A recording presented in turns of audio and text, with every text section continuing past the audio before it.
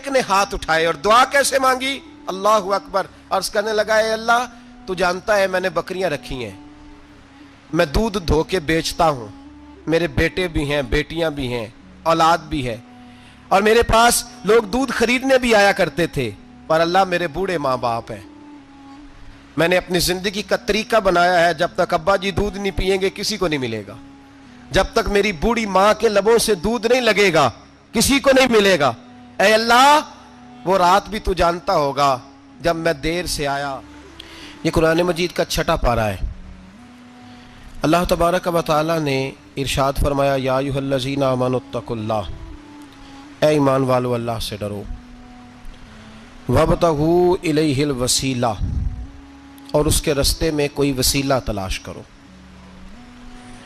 اس کے رستے میں کوئی وسیلہ تلاش کرو، اور وسیلہ تلاش کرنے کے بعد کیا کرو؟ وجاہدوا فی سبیلہ، پھر اس کے رستے میں جد و جہد کرو، لعلکم تفلحون، اس امید پر کہ تم فلاح پا جاؤ۔ 3 باتیں اللہ تبارک و تعالی نے کامیابی کے لیے ارشاد فرمائی۔ پھر سنیے، سورۃ المائدہ ہے، آیت نمبر 35 ہے، 6واں پارہ ہے۔ فرمایا اے ایمان والو اللہ سے ڈرو، ایک بات، اس کے رستے میں وسیلہ تلاش کرو، 2 باتیں، پھر تیسرے نمبر پہ ارشاد فرمایا اب جد و جہد کرو، اب کوشش کرو اللہ کے رستے میں۔ ہوگا کیا کہ اللہ تمہیں کامیابی عطا فرمائے گا، تم فلاح پا جاؤ گے۔ وسیلہ اللہ تبارک و تعالیٰ کے قرب کو حاصل کرنے کے ذریعے کے نام کو کہتے ہیں۔ ایسی چیز جو اللہ کے قریب کر دے، اللہ کی رحمت کے قریب کر دے، اسے وسیلہ کہا جاتا ہے۔ ہر نیک عمل اللہ کے رستے میں وسیلہ ہے۔ نماز بھی وسیلہ ہے، رشتہ داروں سے اچھا سلوک کرنا بھی وسیلہ ہے، صلہ رحمی کرنا بھی وسیلہ ہے، صدقات و خیرات کرنا بھی وسیلہ ہے، سچ بولنا بھی وسیلہ ہے، اللہ تبارک و تعالیٰ کی رضا والا ہر کام کرنا وسیلہ ہے، فرض بھی وسیلہ ہے، نفل بھی وسیلہ ہے۔ اگر اعمال اللہ کی بارگاہ میں وسیلہ ہیں تو اللہ کے اولیاء بھی اللہ کی طرف وسیلہ ہیں، اہل بیت بھی وسیلہ ہیں، صحابہ بھی وسیلہ ہیں، اور رب کریم کی بارگاہ میں سب سے بڑا وسیلہ رسول پاک کی ذات والا صفات ہے۔ سب سے بڑا وسیلہ حضور کی ذات، سب سے بڑا وسیلہ ہے، سب سے بڑا وسیلہ اللہ تبارک و تعالیٰ کے محبوب کی ذات ہے۔ یاد رکھیے گا، مظفر وارسی کہا کرتے تھے کہ چلے نہ ایمان 2 قدم بھی اگر تیرا ہم سفر نہ ٹھہرے۔ یا رسول اللہ اگر آپ کو ساتھ نہ لوں تو میرے ایمان کی گاڑی 2 قدم بھی نہیں چل سکتی۔ اور حضور قبر حشر آخرت تو وسیلہ علیحدہ چیز ہے نا، میں تو زندگی کے شب و روز گزارنے کے لیے آپ کا محتاج ہوں۔ نبی پاک بھی وسیلہ ہیں، نیک اعمال بھی وسیلہ ہیں۔ 2-3 قسم کے گروہ پیدا ہو گئے ہیں امت مسلمہ میں۔ یہ وابتغوا الیہ الوسیلہ کے تحت شاہ ولی اللہ صاحب محدث دہلوی رحمۃ اللہ تعالی علیہ، جو امت مسلمہ کے متفقہ امام ہیں، تمام مسالک جن کا احترام کرتے ہیں، شاہ ولی اللہ صاحب نے لکھا ہے کہ وابتغوا الیہ الوسیلہ سے مراد یہ ہے کہ اللہ فرماتا ہے اکیلے نہ آ جانا، کسی مرشد کامل کا دامن تھام کے آنا، ایسے اکیلا نہ آ جانا کہ تیرا کوئی وارث ہی نہ ہو، کسی کا دامن تھام کے۔ اب 2-3 جماعتیں پیدا ہو گئیں، ایک سرے سے قائل ہی نہیں وسیلے کے، وہ کہتے ہیں جی نماز کا وسیلہ دے لو، روزے کا وسیلہ دے لو، حج کا وسیلہ دے لو، نبی پاک کا نہ دینا۔ وہ خدا کے بندو، نماز کا وسیلہ دینا درست ہے، میں نے شروع میں کہا کہ یہ بھی وسیلہ ہے، لیکن نماز پتہ نہیں قبول ہے کہ نہیں قبول۔ روزے کا وسیلہ دینا درست ہے، پر پتہ نہیں وہ قبول ہے کہ نہیں۔ حج کا وسیلہ دینا حرج نہیں، دینا چاہیے، لیکن پتہ نہیں ہمارے حج ٹوٹے پھوٹے ہیں، قبول ہیں کہ اس رسول کا وسیلہ کیوں نہ دیں جو ہر حال میں اللہ کی بارگاہ میں قبول ہی ہیں، ہر حال میں اللہ کی بارگاہ میں۔ بلکہ اعلیٰ حضرت فرماتے ہیں خدا خدا کا یہی ہے در، نہیں اور کوئی مفر مکر، جو وہاں سے ہو یہیں آ کے ہو، جو یہاں نہیں تو وہاں نہیں۔ تو یاد رکھیے گا نبی پاک کا وسیلہ سب سے معتبر وسیلہ ہے۔ اب لوگ اس جھگڑے میں پڑ گئے، اور جتنی جتنی تعلیم عام ہوتی جاتی ہے لوگ دروازہ رسول سے دور ہوتے چلے جا رہے ہیں، بجائے اس کے کہ محبت رسول بڑھتی، نبی پاک کا قرب بڑھتا، اور ہم بھی بادشاہ لوگ ہیں، جس مرضی کی بات ہم سننی شروع کر دیتے ہیں۔ اور خدا کے بندو سنو، زندگی نبی پاک کے بغیر نہیں گزر رہی تو قبر حشر میں حضور کے بغیر کامیابی کیسے ہوگی؟ یاد رکھیں اور سمجھیں اس بات کو، اور اپنے عقیدے کو پہاڑ سے زیادہ تگڑا بنائیں۔ اس میں کوئی شک نہیں کہ نیک اعمال بھی وسیلہ ہیں، پر بھائی مجھے تو اپنی نماز پر اعتبار نہیں، اس لیے کہ میں خلوص سے پڑھتا ہی نہیں، کئی جگہوں پہ کمی محسوس ہوتی ہے، کئی جگہوں پہ نقص محسوس ہوتے ہیں، روزے رکھے ہیں، ہمیشہ سے رکھ رہے ہیں، لیکن کوئی ایسا مان اور بھروسہ نہیں کہ بخشوائیں گے۔ حج اللہ تبارک و تعالیٰ توفیق دیتا ہے، ان لوگ جاتے ہیں، ہمیں بھی اللہ نے موقع دیا، ہم بھی گئے ہیں، دعا فرمائیں اللہ بار بار بلائیں، لیکن گزارش یہ ہے میرے بھائی سمجھ لیں کہ یہ چیزیں ہمارے لیے ہماری نظر میں کرتے ہیں، اللہ تبارک و تعالیٰ انہیں سبب رحمت بنائے گا، لیکن ہمیں اس پر کوئی مان، کوئی تکبر، ہاں اگر بھروسہ ہے تو ذات رسالت مآب پہ بھروسہ ہے، نہ تیگو تیر پہ تکیے، نہ خنجر پر، نہ بھالے پر، بھروسہ ہے تو ایک سادی سی کالی کملی والے پر، نبی پاک صلی اللہ علیہ وسلم کی ذات پر۔ اب لوگ خشک زندگی گزارنا چاہتے ہیں، خشک سی نماز، اور بس جی بس نماز روزہ سیدھا کرو، یہ ہمیں کہاں لگایا جا رہا ہے، ہم خود بھی آگے نہیں جانا چاہتے، حالانکہ ہم نے وسیلے بنائے ہوئے ہیں، کئی لوگوں نے ایم پی اے وسیلہ رکھا ہوا ہے، ایم این اے وسیلہ رکھا ہوا ہے، یار 15-20 وسیلہ رکھے ہوئے ہیں، بلکہ امیر لوگوں سے سلام دعا رکھی ہوئی ہے، کس لیے؟ روز دعوتیں پکتی ہیں ہوٹلوں میں، یہ سارے وسیلے ہم نے بنائے ہوئے ہیں۔ عجیب معاملہ ہے، دنیا داروں سے وسیلے ہیں لیکن رب کریم کے بندوں سے ہم نے تعلقات نہیں رکھے۔ مزارات پہ جانا، اولیاء کی بارگاہ میں جانا، رب کریم کے بندوں سے پیار کرنا، صحابہ سے محبت کرنا، اہل بیت سے پیار کرنا، نبی پاک پہ درود پڑھنا، دنیا داری کا ہمیں پتہ ہے ہم نے کیسے بیچ میں سے بچ کے نکلنا ہے، ہمیں کس چیز کی حاجت ہے، دعوت پہ بلانا ہے تو کس کو چھانٹی کر کے بلانا ہے، یہ سارا ہمیں پتہ ہے۔ جب شادی ولیمے کے اور سالگرہ کے اور عقیقے کے کارڈ لکھے جا رہے ہوتے ہیں تو پتہ ہوتا ہے اس کو رہنے دو، اس کو آنے دو، اس کو مس کر دو، اس کے بغیر گزارا نہیں، ان وسیلوں کا سارا پتہ ہے۔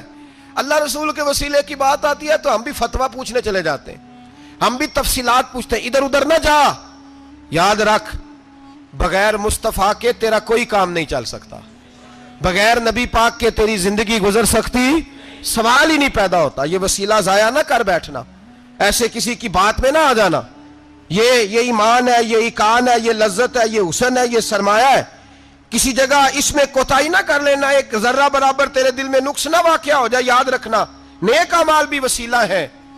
اللہ کرے کہ ہمارے عمل ایسے ہوں کہ اللہ کی بارگاہ میں قبول کیے جائیں، اللہ کرے کہ ہمارے عمل ایسے، اعمال کا وسیلہ دینا 100% جائز ہے، اس میں کوئی گنجائش نہیں۔ حدیث پاک سنیے، میرے رسول پاک سید عالم صلی اللہ علیہ وسلم نے فرمایا بنی اسرائیل کے 3 لوگ تھے، نیک آدمی تھے، سفر پہ جا رہے تھے تو بارش تیز آ گئی، صحیح بخاری کی حدیث ہے، تیز بارش آئی، ایک غار میں پناہ لی بارش سے بچنے کے لیے، اچانک طوفان آیا تو ایک پتھر لڑک کر غار کے منہ کے آگے گر گیا، اندھیرا چھا گیا، اندر اندھیرا، طوفان ہے، پریشانی ہے۔ میرے حبیب پاک علیہ السلام فرماتے ہیں جب اندھیرا دم گھٹنے لگا، اندھیرا ہونے لگا، پریشان ہونے لگے، ایک بولا، کہنے لگا اگر زندگی میں کوئی نیک کام کیا ہے تو اس کو یاد کر کے دعا مانگو، اللہ کرے ہم سے کوئی نیک کام ہو جائے۔ جو ہوتے ہیں اس میں بھی ریاکاری ہوتی ہے، اس میں بھی ملاوٹ ہوتی ہے، کوئی نیک کیا ہے تو دعا مانگ لو۔ ایک نے ہاتھ اٹھائے اور دعا کیسے مانگی؟ اللہ اکبر، عرض کرنے لگا اے اللہ تو جانتا ہے میں نے بکریاں رکھی ہیں، میں دودھ دھو کے بیچتا ہوں، میرے بیٹے بھی ہیں، بیٹیاں بھی ہیں، اولاد بھی ہے، اور میرے پاس لوگ دودھ خریدنے بھی آیا کرتے تھے، پر اللہ میرے بوڑھے ماں باپ ہیں، میں نے اپنی زندگی کا طریقہ بنایا ہے جب تک ابا جی دودھ نہیں پئیں گے کسی کو نہیں ملے گا، جب تک میری بوڑھی ماں کے لبوں سے دودھ نہیں لگے گا کسی کو نہیں ملے گا۔ اے اللہ وہ رات بھی تو جانتا ہوگا جب میں دیر سے آیا، دودھ دھویا تو ماں باپ سو چکے تھے، عرش کے مالک تو بھولا نہیں کرتا، تو بھولنے سے پاک ہے، میرے رب میں دودھ کا پیالہ لے کے ساری رات کھڑا رہا ماں باپ کے سرانے، نہ میں نے دودھ بیچا نہ میں نے بچوں کو دیا، آدھی رات کے بعد ان کی آنکھ کھلی، انہوں نے دودھ پیا، اے اللہ میری اماں بھی مجھ سے بڑی راضی ہوئی، میرا باپ بھی بڑا راضی ہوا، مالک اگر وہ عمل واقعی تجھے قبول ہے تو اس مصیبت سے نجات دے دے۔ میرے نبی پاک علیہ السلام فرماتے اس نے یہ وسیلہ دے کے دعا مانگی تو اللہ نے پتھر سرکا دیا، پہلے روشنی نہیں آ رہی تھی اب روشنی آنی شروع ہو گئی۔ پتہ چلا جو زندگی میں روشنی چاہتا ہے وہ ماں باپ کی نوکری کرے، جو زندگی میں روشنی چاہتا ہے وہ ماں باپ کی بلے شاہ تو آسمانی اڈ دیاں پھڑنا ہے، और जेड़ा घर बैठा उन्होंने फड़िया ही नहीं, इनकी नौकरी करो रोशनी मिलेगी। दूसरा बोला, उसने कहा अल्लाह तुझे पता है मैंने कई लोग मजदूरी पे रखे हुए हैं। एक शख्स मजदूरी करता था तो कुछ किलो कुछ शेर चावल कुछ चावल उसकी मजदूरी बने। मिसाल देके समझाता हूं, 10,000 के चावल उसकी मजदूरी बन गए। मैंने उसको कहा मजदूरी ले ले, तो वो नाराज होके चला गया नाराज होके। लेकिन ए अल्लाह मैंने उसका माल खाया नहीं, मैंने मजदूर का हक रखा नहीं। ए अल्लाह मैंने 10,000 अलहदा कर दिया, वो चावलों की कीमत मैंने अलहदा कर दी। जब मैं कारोबार करता तो मैंने उसका पैसा इन्वेस्ट कर लिया, फिर उस पैसे से मैं कमाता रहा। एक वक्त आया कि जमाने बीत गए, वो 10,000 10 लाख या यूं समझ ले 10 करोड़ हो गया। कई गायें, कई ऊंट, कई प्लाट आ गए। ए अल्लाह कई जमाने के बाद वो मजदूर लौटा और कहने लगा साहब मैं गरीब हो गया हूं, तंगदस्ती आ गई है, बूढ़ा हो गया, वो मेरे पैसे तो दे दें। तो ए अल्लाह मैं बेईमान नहीं हुआ, एक रत्ती बराबर भी मेरे दिल में मैल नहीं आई।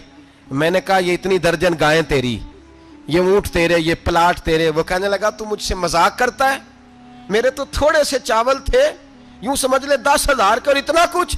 मैंने कहा वो तेरे पैसे, तू नाराज होके चला गया, मैंने ढूंढा तो मिला नहीं। वो तेरे पैसे मैंने इन्वेस्ट किए तो आज ये सारा सरमाया उसी का है।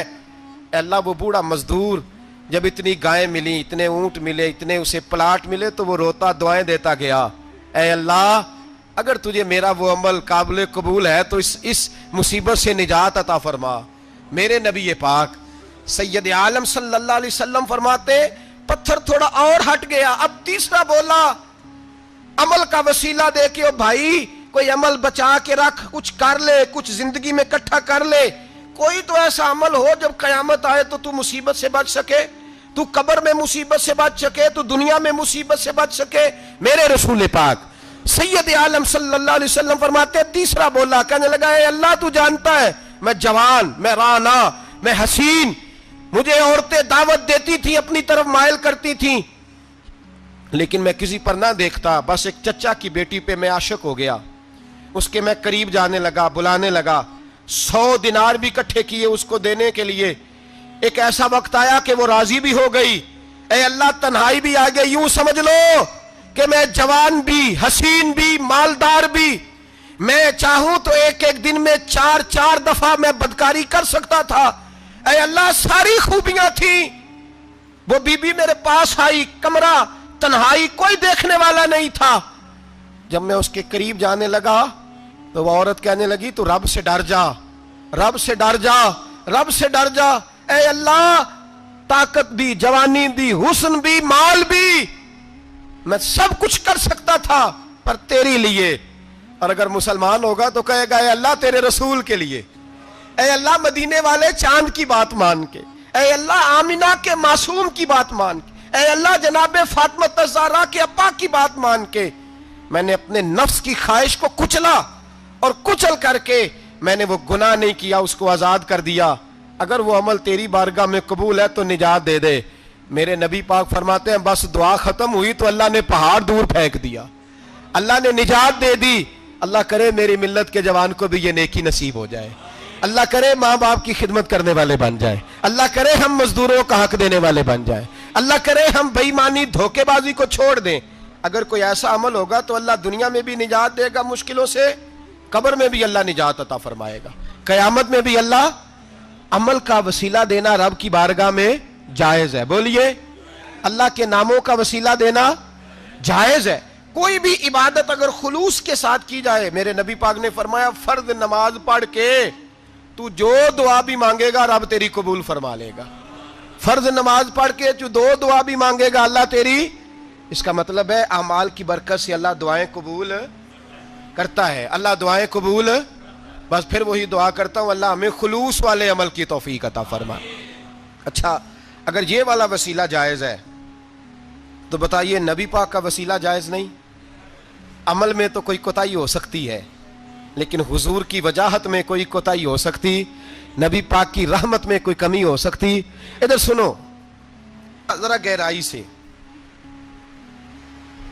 एक बात अकीदे की इसको याद रखना, अल्लाह को कोई बंदा ना मजबूर नहीं कर सकता। کہ ہم نے نبی پاک کو لا کے کھڑا کر دیا ہے تو اللہ مجبور نہیں ہو گیا، یہ سمجھ لیں۔ اللہ مجبور ہے، ایک مجبور ہوتا ہے، ایک پیار ہوتا ہے، ان دونوں چیزوں میں اللہ کو اپنے رسول سے پیار ہے۔ نبی پاک فرماتے ہیں میں دعا کرنے گیا، اے اللہ میری امت پہ قحط نہ آئے، اللہ نے فرمایا حبیب نہیں آئے گا۔ اے اللہ میری امت کے چہرے نہ بدلیں، گناہ کریں تو مسخ نہ ہو، حبیب نہیں بدلیں گے۔ حضور فرماتے ہیں میں نے ہاتھ اٹھایا کہ اللہ یہ آپس میں لڑے نہ، توجہ کرنا جملوں پہ، اے اللہ یہ آپس میں لڑے نہ۔ اللہ یہ بھی کہہ سکتا تھا حبیب یہ نہیں قبول کرنی دعا، اللہ بے نیاز ہے نا، چاہے قبول کرے اور چاہے، توجہ کرو غور کرو بات پہ، اللہ چاہے تو قبول کرے چاہے تو، اے اللہ میری امت لڑے نہ، تو یہ نہیں فرمایا حبیب قبول نہیں کرتا، کہا محبوب یہ دعا مجھ سے مانگ ہی نہ، اے حبیب تو دعا مانگ، تو مانگے میں قبول نہ کروں یہ ہو نہیں سکتا، اس طرح کر یہ دعا مجھ سے۔ نبی پاک نے منافقین کے لیے دعا کرنی چاہیے کہ اے اللہ، اے مولا تو مہربانی فرما، اے اللہ کرم فرما، منافقین کو بھی بخش دے۔ تو میرے رسول پاک علیہ السلام فرماتے ہیں رب کریم نے مجھے منع کیا، اے محبوب یہ والی دعا، یہ دعا ہی نہ مانگ، یہ دعا اللہ کو کوئی مجبور کر سکتا، لیکن اگر اللہ پیار کرے تو، بھائی دنیا داری کا چودھری صاحب کا، مولوی صاحب کا، پیر صاحب کا ایک عام مشہور مقولہ ہے، فلاں بندہ آ گیا تھا اس کو میں انکار نہیں کر سکتا تھا، کیوں جی وہ بندوق لے کے آیا تھا، کر دینا تھا انکار، فلاں آدمی آ گیا تھا پھر میں اس کو انکار، اور فلاں بندے کو ساتھ لے آیا۔ دو باتیں ہوتی ہیں، یا پیار بڑا ہے یا عزت بڑی ہے، دو ہی باتیں ہیں، یا میں اس سے پیار بڑا کرتا ہوں یا میں اس کی، اللہ اپنے نبی سے پیار بھی بڑا کرتا ہے اور اپنے نبی کی عزت بھی بڑی فرماتا ہے، بس یہ سمجھ لے بات۔ وسیلے کا معنی یہ ہے کہ اللہ اپنے نبی سے پیار کرتا ہے، اپنے محبوب کو اللہ بڑی عزت عطا فرماتا ہے۔ نبی پاک سید عالم صلی اللہ علیہ وسلم کے وسیلے کا یہ حال تھا کہ صحابہ ہر کام کے لیے دروازہ رسول پہ پہنچ جاتے، پیاس لگی تو حضور کے پاس، بھوک لگی تو نبی پاک کے پاس، حضرت ابو ہریرہ کو حافظہ چاہیے تو نبی پاک کے پاس، کسی کو اولاد کی ضرورت ہے تو وہ رسول پاک کے پاس، کسی کو طاقت کی ضرورت ہے تو وہ بھی نبی پاک کے پاس، ہر آدمی جاتا تھا، انہیں پتا تھا دیتا خدا ہی ہے پر وسیلہ مصطفیٰ دیتا ہے صلی اللہ علیہ، اور حضور نے فرمایا انما انا قاسم، بخاری مسلم ہے، فرمایا میں تو بانٹنے والا ہوں، میں قاسم ہوں، میں قاسم ہوں، واللہ یؤتی، ہاں عطا کرنے والا اللہ ہے، میں قاسم ہوں اور دینے والا اللہ ہے۔ صحابہ ہمیشہ نبی پاک کے واسطے سے دعا مانگتے، انہیں پتا تھا اگر تیرے واسطے سے مانگوں تو کوئی دعا بے اثر نہ ٹھہرے۔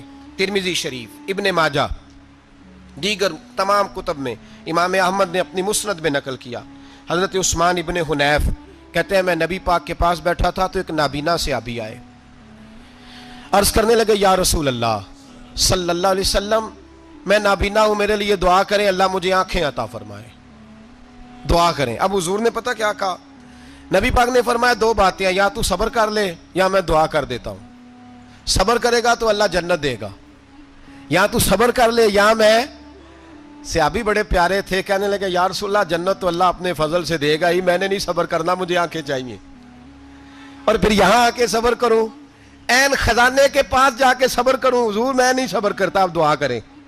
نبی پاک نے دعا سکھائی، فرمایا 2 نفل پڑھ جا کے اور 2 نفل پڑھ کے میرے وسیلے سے دعا کر، کیا کر، اللہ سے کہہ کہ اللہ میں تیرے پاس تیرے رسول کا وسیلہ لے کے آیا ہوں، اور پھر کہنا یا محمد انی توجہت علیک، کہنا ہے محمد صلی اللہ علیہ وسلم میں آپ کے وسیلے سے اللہ کی بارگاہ میں حاضر ہوں، اور پھر اللہ سے کہنا کہ اے اللہ تو اپنے نبی کی سفارش میرے حق میں قبول فرما۔ کون سکھا رہا ہے؟ بولیے کس کو؟ بولیے، کہا جا میرے وسیلے سے جا کے دعا کر۔ حضرت عثمان کہتے ہیں وہ چلے گئے، 2 نفل پڑھے، حضور کے وسیلے سے دعا مانگی، فرماتے ہیں وہ چلے گئے پر ہم کوئی نہیں گئے، آپ کیوں نہیں گئے؟ تو صحابہ کا نظریہ بتاتا ہے کہ وہ گئے اس لیے نہیں کہ ہم حضور کا معجزہ دیکھ کے جائیں گے، کہتے ہیں ہم گئے نہیں، تھوڑی دیر گزری تو وہ صحابی جو اندھے گئے تھے جب واپس آئے ہیں تو اللہ نے انہیں آنکھیں عطا فرما دی، گئے تھے تو نابینا تھے، آئے تو بینا ہے۔ میرے نبی پاک صلی اللہ علیہ وسلم کا توسل، حضور کا وسیلہ خود حضور نے سکھایا ہے، خود نبی پاک نے، اور صحابہ کرام علیہم رضوان اس مزاج پر پورے عامل تھے. حضرت عمر فاروق صحابہ میں ایک دانشور شخصیت کا نام ہے، علم کے لحاظ سے، عمل کے لحاظ سے، بصیرت کے لحاظ سے، تقوی کے لحاظ سے ایک بڑی انفرادی اور منفرد شخصیت ہے. حضرت عمر کے زمانے میں قحط پڑ گیا، بارش نہیں ہوتی، حالات بڑے دگرگوں ہیں، پریشانی ہے. لوگ سیدنا فاروق اعظم سے پوچھتے ہیں حضور اب کیا بنے گا؟ جو میں نے پہلے حدیث آپ کی خدمت میں عرض کی وہ ترمذی اور ابن ماجہ سے. اب جو حضرت عمر کی روایت عرض کر رہا ہوں یہ صحیح بخاری میں موجود ہے. حضرت عمر فاروق رضی اللہ تعالیٰ عنہ کا زمانہ مبارکہ، قلت آ گئی، قحط آ گیا، بارش شدید ہے، صحابہ پریشان ہے. جناب عمر فاروق رضی اللہ تعالیٰ عنہ سے کہتے ہیں حضور کرنا کیا ہے؟ حضرت عمر پہلے تو خاموش رہے، پھر حضور کے چچا جناب عباس کو بلایا، کوئی بات نہیں کی. جناب عباس کا بازو پکڑا اور کھلے میدان میں لے گئے. حضرت عمر دعا کرتے ہیں اور پوری امت کو دعا کا طریقہ بتلاتے ہیں. حضرت عمر کہتے ہیں اگر قبول کرانی ہے تو یہ طریقہ اختیار کرو، اگر اللہ کی بارگاہ میں دعاؤں کو مستجاب کرانا ہے تو یہ رنگ ہے جو امت مسلمہ کو میں سکھا رہا ہوں. حضرت عمر نے جناب سیدنا عباس رضی اللہ تعالیٰ عنہ کو کھڑا کیا سامنے اور دعا فرمائی، اللہم انا نتوسل الیک بنبیک، اے اللہ ہم تیری بارگاہ میں تیرے نبی کے وسیلے سے دعا کرتے ہیں، فتسقینا، ہمیں بارش عطا فرما. ہمیں کس کے وسیلے سے؟ حضور. اور پھر کہا اللہم انا نتوسلک بام نبیک، اے اللہ ہم نے اپنے نبی کے چچا کے وسیلے سے بارش عطا فرما. اے اللہ ہمیں اپنے رسول کے چچا کے وسیلے سے، حضرت عباس کے وسیلے سے بارش دے. صحابہ کہتے ہیں جب ہم گئے تھے دعا مانگنے تو خشک سالی تھی، اور جب گھروں کو آ رہے تھے تو ہمارے کپڑے بارش سے بھیگ چکے تھے. اللہ نے بارش عطا کس کے وسیلے سے؟ حضرت عباس. اچھا یہ بات یہاں قابل غور ہے، حضرت عمر کے وسیلے سے بھی دعا ہو سکتی ہے، دعا سیدنا عمر فاروق کے وسیلے سے بھی. لیکن حضرت عمر رضی اللہ تعالیٰ عنہ نے نبی پاک کے چچا، چونکہ حضرت عباس جب آیا کرتے تھے تو حضور کھڑے ہو کے استقبال فرماتے تھے آپ کو دیکھتا ہوں تو مجھے اپنے والد کی یاد آتی ہے. حضرت سیدنا عمر نے بتلایا کہ میں اس کو لے کے جا رہا ہوں جو نبی پاک کے زیادہ قریب ہے، جو حضور کے زیادہ قریب ہے، ان کے وسیلے سے دعا فرمائی. امت کو کیا درس دیا؟ فرمایا جو بھی حضور کے قریب ہو اس کے وسیلے سے دعا کرو، اللہ تمہیں آسانیاں نصیب فرمائے گا. اب ہمارا حال یہ ہے، انتشار ہی انتشار ہے، اختلاف ہی اختلاف، شک کی شک ہے، پریشانی واضح حدیثیں موجود ہیں. میں آج ایک صاحب کو پڑھ رہا تھا، پتہ نہیں لوگ کیوں پریشانی کا شکار ہیں، کیوں لوگ اس آزمائش کا شکار ہیں. کہتے ہیں جی وسیلہ نہیں دینا چاہیے، سیدھا سیدھا نیک عمل کرو. او میرے بھائی، میں نے کہا کہ اللہ کسی وسیلے کا محتاج، اللہ محتاج نہیں، لیکن اس کی عادت ہے وہ وسیلے کو پسند فرماتا ہے. باریک بات مشکل ہوتی ہے لیکن موٹی بات تو سمجھ میں آنی چاہیے نا. کوئی شخص ایسا ہے جسے اللہ نے بغیر ماں باپ کے وسیلے کے پیدا کر دیا ہو، حالانکہ اللہ پیدا کرنے پہ قادر حضرت آدم کو کیا ہے نا، حضرت حوا کو، جناب عیسیٰ علیہ السلام کو بغیر باپ کے پیدا. لیکن یہ اس کی عادت، وہ جب پیدا کرتا ہے تو ماں باپ کے وسیلے سے پیدا کرتا ہے، پھر جب روزی دیتا ہے تو پھر بھی کسی نہ کسی، کیا اس نے حکم دے دیا ہے روزی کون دیتا ہے؟ تو اللہ کا یہ حکم ہے کہ کنڈی لگا کے اندر پنکھا چلا کے سوئے رہو، روزی پہنچ جائے گی. کہتا اٹھ، کوئی سبب پیدا کر، باہر نکل، محنت کر، وسیلہ بنا. جو آدمی کہتا ہے جی میں کپڑے سی بھی خود لیتا ہوں، استری بھی کر لیتا ہوں، دھو بھی لیتا ہوں، اس سے سوال یہ ہے کہ بنا بھی لیتے ہو؟ اس کا مطلب ہے اللہ نے بندوں کو بندوں کا محتاج، بندوں کے لیے بندوں کا وسیلہ اللہ نے رکھا ہے. ہماری یہ موٹی سی بات بھی عقل میں نہیں آتی، موٹی سی بات بھی. کہتا جی نہیں ڈائریکٹ، او خدا کے بندے تھوڑا غور کر، دیتا اللہ ہی ہے اور دے گا بھی اللہ ہی. لیکن جو ذرائع، جو وسیلے، جو سبب اللہ نے ہمارے لیے مقرر کیے ہیں، ہم اس سبب کا انکار کر سکتے؟ شفا کون دیتا ہے؟ دوائی لینے کس کے پاس جاتے ہو؟ آپ اس طرح کریں نا، چپ کر کے گھر بیٹھیں، تسبیح پڑھیں، یا شافی الامراض، یا شافی الامراض، او شفا دینے والے، او شفا دینے والے. سارا دن وظیفہ پڑھیں، شفا کون دے گا؟ تو وظیفہ پڑھو چپ کر کے، دوائی لینے کیوں گئے ہو؟ لیکن اللہ کے حبیب کا ہی فرمان ہے کہ بیمار ہو جاؤ تو دوائی بھی کھاؤ، پرہیز بھی کرو. یہ سارے فرمان ہمیں بتاتے ہیں کہ وسیلہ لینا، وسیلہ دینا، یہ تو اللہ تبارک و تعالیٰ کا طریقہ مبارکہ ہے. لوگ اتنی سی بات کو نہیں سمجھتے، اور قرآن نے واضح طور پہ کہہ دیا وَابْتَغُوا إِلَيْهِ الْوَسِيلَةَ، اور سورہ بقرہ گھر جا کے کھولنا. آیت نمبر 99 80 اور 9 99 آیت پڑھنا. کفار نے، یہودیوں نے نبی پاک کی علامتیں پڑھ لی تھی تورات، زبور اور انجیل میں. اللہ کا قرآن کہتا ہے وَكَانُوا مِن قَبْلُ يَسْتَفْتِحُونَ عَلَى الَّذِينَ كَفَرُوا. فرمایا جب میرے نبی نہیں آئے تھے تو یہ یہودی میرے رسول کے وسیلے سے اللہ سے فتح مانگا کرتے تھے، اور جب یہ رسول کا وسیلہ دیتے تھے تو اللہ انہیں فتح عطا فرماتا تھا. امام حاکم نے مستدرک میں لکھا ہے، اور امام حاکم انہی شرطوں پر حدیثیں بیان کرتے ہیں جن شرطوں پر امام بخاری اور مسلم بیان کرتے ہیں. امام حاکم کہتے ہیں کہ نبی پاک صلی اللہ تعالی علیہ وآلہ وسلم کے وسیلے سے ہر چیز اللہ عطا کرتا ہے. جناب آدم علیہ السلام زمین پہ تشریف لائے تو 300 سال نگاہ اٹھا کے آسمان کی طرف نہیں دیکھا. شرم آتی ہے، مجھ سے غلطی ہو گئی، اور پھر روتے رہے 300 سال. پھر اللہ فرماتے فَتَلَقَّى آدَمُ مِن رَبِّهِ کلمات. پھر اللہ نے جناب آدم کو کچھ کلمے سکھائے جس کی برکت سے توبہ قبول کی. وہ کلمے کیا تھے؟ امام حاکم فرماتے ہیں وہ کلمے یہ تھے کہ جناب آدم کے دل میں اللہ نے ایک دن بات ڈالی، خود بات ڈالی اللہ نے دل میں. حضرت آدم کہنے لگے اے اللہ، جب میں نے آنکھ کھولی تھی تو جنت کے دروازے پہ میں نے لکھا ہوا دیکھا تھا لا الہ الا اللہ محمد الرسول اللہ صلی اللہ علیہ. جنت کے ہر پتے پر، درخت پر میں نے لکھا دیکھا تھا لا الہ الا اللہ محمد الرسول اللہ. تو جناب آدم کہنے لگے اے اللہ، وہ جو رسول جن کا نام تو نے جگہ جگہ لکھا ہے ان کے وسیلے سے ہی میری توبہ قبول فرما. تو رب کریم نے فرمایا اچھا حبیب کی بات کرتے ہو، چلو آدم فتاب علیہ انہ هو التواب الرحیم. جا میں نے تیری توبہ قبول کی، میں ہوئی بڑا مہربان، میں ہوئی بڑی توبہ قبول کرنے والا. شیخ سعدی فرمایا کرتے تھے اگر تیرے باپ کی توبہ، جناب آدم کی توبہ مصطفیٰ کے وسیلے سے قبول ہوتی ہے، تو کیوں انکاری ہو گیا ہے؟ تو کیوں انکاری ہو گیا؟ کیوں نہیں حضور کا وسیلہ مانگتا؟ لوگ بڑی ڈھٹائی سے انکار کرتے ہیں، بڑی دلیری سے انکار کرتے ہیں. او خدا کے بندو، یہ وسیلہ تو بڑا ضروری ہے، یہ وسیلہ تو بڑا قیمتی ہے. میرے نبی پاک صلی اللہ تعالی علیہ وآلہ وسلم نے خود یہ وسیلہ سکھایا. صحابہ اس کے قائل تھے. حضرت عائشہ صدیقہ کے پاس لوگ آئے، آ کے عرض کیا اے اماں جی بارش نہیں ہوتی، قحط پڑ گیا ہے. اس بات کو نا ذرا دل کی گہرائیوں سے سننا. مسجد نبوی ہے، مسجد نبوی کے ساتھ ادھر دیکھیے گا ذرا، یہ مسجد ہے، مسجد کے ساتھ حضور کی قبر ہے، ساتھ حضرت عائشہ کا حجرہ ہے. پہلے حضرت عائشہ، پھر حضور کا روزہ، پھر آگے بولتے جائیے آگے کیا ہے. چاہیے تھا نا سیدھے مسجد جاتے. حضرت عائشہ کے پاس آئے، توجہ کرنا میری بات. کہ اماں جی بارش نہیں ہوتی، کیا کریں؟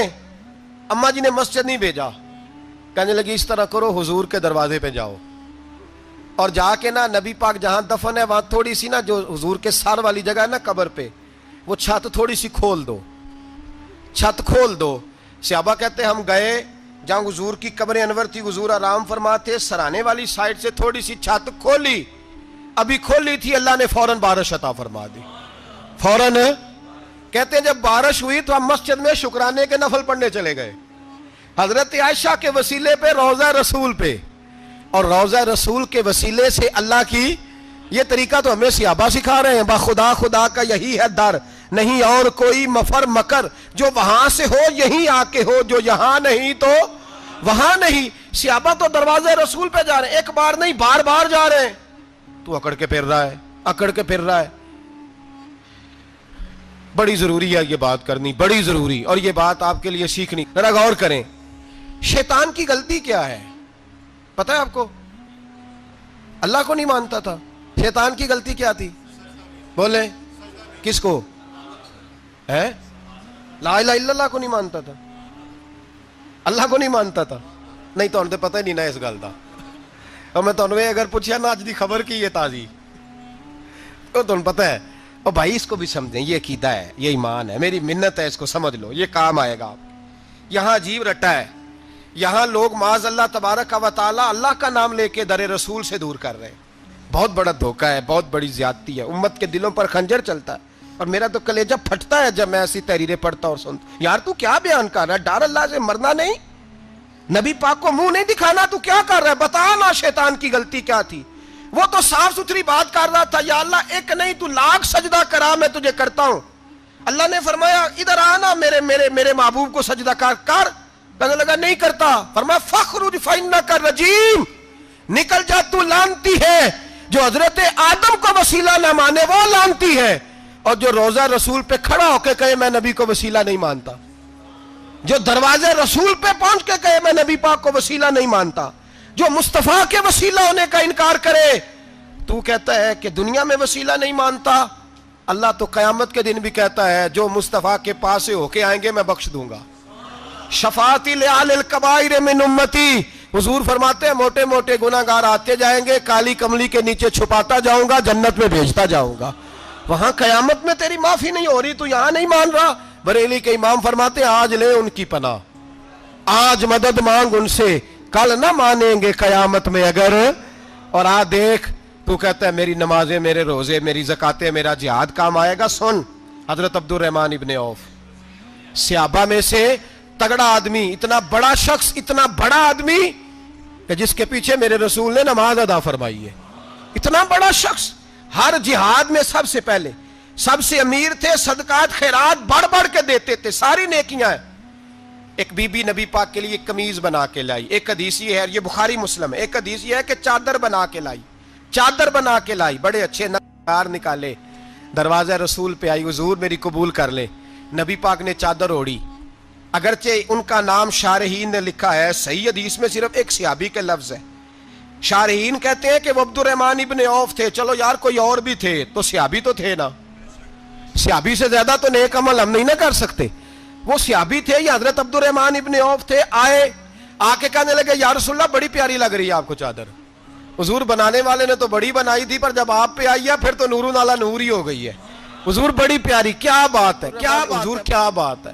والضحیٰ واللیل اذا سجا، حبیب کیا بات ہے. حضور نے فرمایا تجھے اچھی لگ رہی ہے؟ کہا حضور بڑی اچھی لگ رہی ہے، قربان جاؤں، کون دیتا ہے دینے کو منہ چاہیے، دینے والا ہے سچا ہمارا نبی. حضور نے فوراً چادر اتاری، کہا عبد الرحمن لے لو. دے کے حضور چلے گئے. صحابہ گرد کٹھے ہوئے، محفل کا رنگ ہی بدل گیا. تھوڑی دیر پہلے مسکراہٹ تھی. ایک صحابی غصے سے بولے، کہنے لگے عبد الرحمن یار تو تگڑا بندہ ہے، تو چاہے تو ابھی باہر جا کے 100 چادر اس طرح کی خریدے. حضور تو کسی کی قبول ہی نہیں کرتے، بڑی مشکل سے کسی کی چیز لیتے ہیں، غریب کا خیال رکھتے ہیں. حضور نے قبول کر لی تھی تو عجیب آدمی ہے، تو نے مانگ لی، یہ خیال نہیں آیا. پہلے مسکراہٹیں تھیں جب حضور اور جناب عبد الرحمن، اب سنجیدگی آئی. اب سنجیدگی کے فوراً بعد جب صحابی نے سوال کیا تو محفل میں آنسو آ گئے. حضرت عبد الرحمن رو پڑے، نمازیں بھی ہیں، جہاد بھی ہے، پر فخر نہیں کسی بات پہ، رو پڑے. کہنے لگے او بیلیا تیرا کیا خیال ہے، میں نے اوڑھنے کے لیے لی ہے، پہننے کے لیے لی ہے؟ فرمانے لگے نہیں، اللہ کی عزت کی قسم میں نے تو اس لیے لی ہے، جب مروں گا تو گھر والوں کو کہوں گا مجھے نبی پاک کی چادر میں کفن دینا. اٹھانا بخاری پڑھنا، حضور کی چادر میں کفن دینا، اس لیے کہ مجھے پتا ہے جب مصطفیٰ کی چادر اوڑھ کے جاؤں گا تو اللہ بے حساب ہی بخشش فرما دے گا. تو نبی پاک کے وسیلے کا قائل نہیں، یہاں چادر کی بات ہو رہی ہے. او بھائی یہ وسیلہ نہیں، یہ تجھے وسیلہ. ایک صحابی حضرت ابو معذورہ، شریعت میں کندھے تک بال رکھنا جائز ہے. اس صحابی کے اتنے لمبے بال تھے کہ جب وہ بیٹھتے تھے تو نیچے دب جاتے تھے. لوگوں نے منع کیا کٹواتا کیوں نہیں؟ فرمانے لگے نہیں کٹوانے. کہا کیوں؟ فرمانے لگے قبر میں لے کے جانے، قبر میں. کہا کیوں؟ فرمایا ان بالوں پہ ایک دفعہ نبی پاک نے ہاتھ رکھا تھا، حضور نے دست مبارک رکھا تھا، میں ساتھ للہد میں عشق رخ شاہ کا داغ لے کے چلے. ہم نے اندھیری رات سنی تھی چراغ. عبداللہ بن عتیق صحابی ہیں، حضور نے گستاخ قتل کرنے بھیجا، انعام دیے. انتقال کا وقت آیا تو بچوں کو بلایا، کہنے لگے یہ ایک ڈنڈا ہے، عصا ہے، جب مروں تو میری قبر میں رکھنا. کہا ابا جی سنا نہیں کبھی کسی نے ڈنڈا قبر میں رکھا ہو، عصا آپ کی قبر میں کیوں رکھے؟ فرمایا بیٹا تمہیں پتہ نہیں، یہ معمولی نہیں، یہ وہ ہے جو میرے رسول نے مجھے دیا تھا. یہ میری قبر میں، قبر میری تے میرے اب پیرا جے کر پاویں پھیرا، قبر دے وچوں ہڈیاں اٹھ کے مجرا کن سن تیرا. پسے مردن فرشتوں نے جو تلاشی لی تو کیا نکلا، فقط ایک دل کے گوشے سے خیال حضرت انس بن مالک کہتے ہیں مر جاؤں تو حضور کے منہ مبارک میری زبان کے نیچے رکھ دینا. حضرت امیر معاویہ فرماتے ہیں میرے پاس حضور کے ناخن ہے، جب میں مروں تو میرے کفن میں رکھ دینا۔ میرے اعلیٰ حضرت فرماتے ہیں ہمارے پاس کوئی شے نہیں، کوئی شے نہیں، نہ ہمارے پاس حضور کے بال مبارک، ہم کم نصیبوں کے پاس، ہم غریبوں کے پاس نہ منہ مبارک، تو حضور آپ کے پاس کیا ہے؟ فرمانے لگے لحد میں عشق رخ شاہ کا داغ لے کے چلے۔ کہنے لگے کلیجہ پھاڑ کے دیکھو اندر دل پہ میں نے نبی کا نام جو لکھا ہوا ہے۔ لحد میں عشق رخ شاہ کا داغ لے کے چلے، ہم نے اندھیری رات سنی تھی چراغ لے کے چلے۔ حضور کا، نبی پاک صلی اللہ علیہ وسلم کا وسیلہ جو ہے، اس موضوع پر ہی بولتے جانے کو دل کر رہا ہے لیکن اس عنوان کو ختم بھی کرنا ہے۔ ایک ہے حضور کا وسیلہ، ایک ہے اولیاء کا وسیلہ۔ یہ بات بھی 2-4 منٹ میں سمجھ لیں۔ صحیح بخاری مسلم میں میرے نبی پاک نے فرمایا ہے، حضور فرماتے ہیں لوگ جہاد کرنے جائیں گے، ایک زمانہ آئے گا میرے بعد لوگ جہاد کریں گے، پوچھا جائے گا تم میں کوئی صحابی ہے؟ کہا جائے گا ہے، تو نبی پاک فرماتے ہیں صحابی کی وجہ سے اللہ فتح عطا فرما دے گا۔ گویا ولی کا وسیلہ دینا۔ حضور فرماتے ہیں پھر لوگ جہاد کرنے جائیں گے تو پوچھا جائے گا مسلمانوں سے تم میں کوئی صحابی ہے؟ کہیں گے کوئی نہیں۔ کہا کوئی تابعی ہو صحابی کو دیکھنے والا؟ کہا جائے گا ایک ہے، تو فرمایا اس تابعی کی برکت سے اللہ فتح عطا فرما دے گا۔ نبی پاک فرماتے ہیں بخاری مسلم کے لفظ ہیں، پھر پوچھا جائے گا لوگ جہاد کرنے جائیں گے کوئی صحابی ہے؟ کوئی نہیں۔ کوئی تابعی ہو؟ کوئی نہیں۔ کوئی صحابی کو دیکھنے والے کو دیکھنے والا تبع تابعی ہو؟ ایک تبع تابعی ہے، تو نبی پاک فرماتے ہیں اس کی برکت سے ہی اللہ فتح عطا فرما دے گا۔ مشکات میں، بخاری میں موجود ہے، نبی پاک فرماتے ہیں یہ جو اللہ تم پہ بارشیں برساتا ہے، تمہیں رزق دیتا ہے، یہ تمہارے ضعیف لوگوں کے وسیلے سے اللہ دیتا ہے، یہ کمزوروں کے وسیلے سے دیتا ہے۔ مشکات میں لفظ ہے، نبی پاک نے فرمایا 40 ابدال ملک کے شام میں ہوتے ہیں، جو عذاب تم سے دور رہتا ہے ان کی وجہ سے رہتا ہے، جو تم پر بارشیں برستی ہیں ان کی وجہ سے برستی ہیں۔ وہ کوئی بیٹھا ہوا مجھے دور دعا دیتا ہے، میں ڈوبتا ہوں پر سمندر اچھال دیتا ہے۔ شیخ سعدی فرمایا کرتے تھے میری زندگی میں جتنی بلائیں ٹلی ہیں میرے شیخ کے وسیلے سے ٹلی ہیں، میں اس کی چھتری کے نیچے رہتا ہوں، کرم مجھ پہ برستا رہتا ہے۔ اتنی حدیثیں سنا کے ایک واقعہ سنانا تو بنتا ہے کہ نہیں بزرگوں کا؟ میں چونکہ جب عقیدے کا موضوع ہوتا ہے تو میں نیچے نہیں اترتا، میں قرآن و سنت کے عین بیچ رہتا ہوں۔ ایک بات، مرید ہو گیا محمود غزنوی حضرت ابو الحسن خرقانی کا، بیعت ہو گیا، آنے جانے لگا۔ ایک دن کہنے لگا حضور کوئی تحفہ ہی دے دے، تو حضرت نے کرتا اتار کے دیا، کرتا دیا۔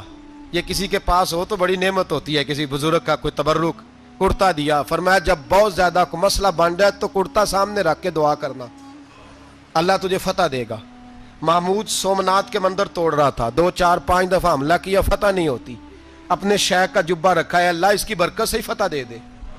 کہتا میں نے جبہ رکھ کے دعا مانگی، اگلے دن حملہ کیا تو اللہ نے فتح عطا فرما دی۔